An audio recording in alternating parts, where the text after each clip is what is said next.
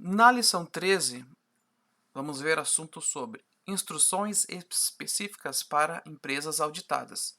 Nesse caso, é para a equipe dos auditados, a equipe interna da empresa que está recebendo a auditoria interna, ou até mesmo uma auditoria externa de organismo de certificação. Claro que durante todas as lições, os assuntos tratados servem tanto para quem vai fazer a auditoria interna, quanto para quem está recebendo uma auditoria interna remota. O primeiro assunto é que comunicar formalmente os envolvidos sobre a auditoria remota.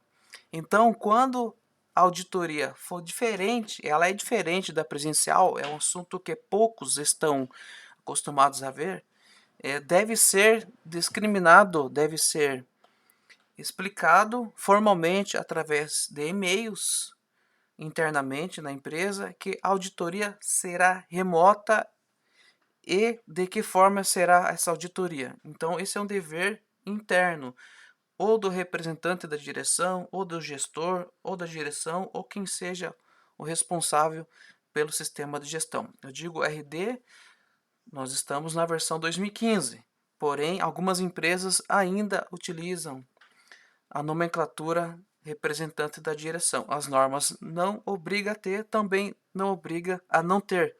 Não tem problema nenhum em ter. O segundo assunto é sobre treinar os auditados na ferramenta escolhida. Então, se escolheu o Skype, se escolheu um Zoom ou qualquer outra ferramenta de videoconferência, os auditados devem saber utilizar a ferramenta. Ontem mesmo eu fazendo auditoria remota através do Skype, quando fomos auditar a direção, o diretor estava em sua casa, sabia com certeza da auditoria, porém ele não sabia usar o Skype. Perdemos entre 20 a 30 minutos explicando como se utiliza o Skype através da webcam e compartilhamento de tela, pois ele precisou mostrar alguns e-mails do comercial, orçamentos, propostas, e eu tenho que ver, e nós temos que ver através do compartilhamento de tela. O terceiro assunto é descompartilhar a tela do computador para procurar documentos e registros. Quando o auditor solicitar para ver algum documento, como um ata de análise crítica, um relatório da auditoria interna, uma lista mestra, um manual da qualidade, um manual de sistemas de gestão, enfim, pode descompartilhar a tela e ficar a tela só para você e depois você voltar com a tela compartilhando novamente. Não é obrigado ficar com a tela 100% aberta, compartilhada com o auditor. Então, o auditor solicitou um documento, você espera só uns minutinhos, você compartilha a tela, fica só para você, aí você achou, volta com a tela, sem problemas. Não há problema nenhum em fazer isso. Outro assunto é colocar o microfone no mudo quando se ausentar da auditoria. Nesse caso, ontem mesmo, na auditoria remota, o diretor quis acompanhar toda a auditoria no grupo por videoconferência. Aí o notebook estava na casa dele e tudo que estava acontecendo dentro da casa nós estávamos ouvindo. Em outra auditoria remota ainda, o consultor também estava acompanhando toda a auditoria e ele estava recebendo e fazendo ligações e nós estávamos ouvindo tudo que ele estava conversando. Claro que nesses casos, nesses dois casos, a partir do momento que tivemos contato com ele, solicitamos que o mesmo colocasse no modo mudo do seu microfone.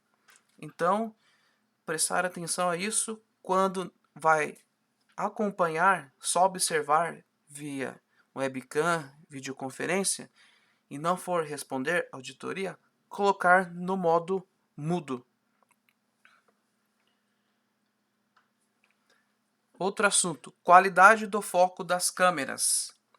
Quando for necessário levar a câmera, o notebook ou o celular em outra área, mais especificamente na produção, para acompanhar a produção, deve ser analisado antes a qualidade do foco da câmera. Eu mesmo na última auditoria pedi para acompanhar a produção e gravar vídeos. O foco e a câmera estavam a qualidade ruim.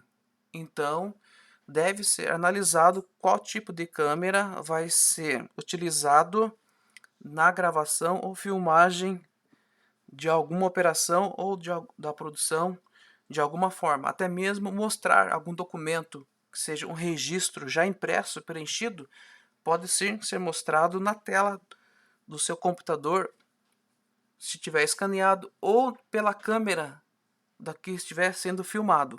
Mas a câmera deve ter uma boa qualidade de resolução.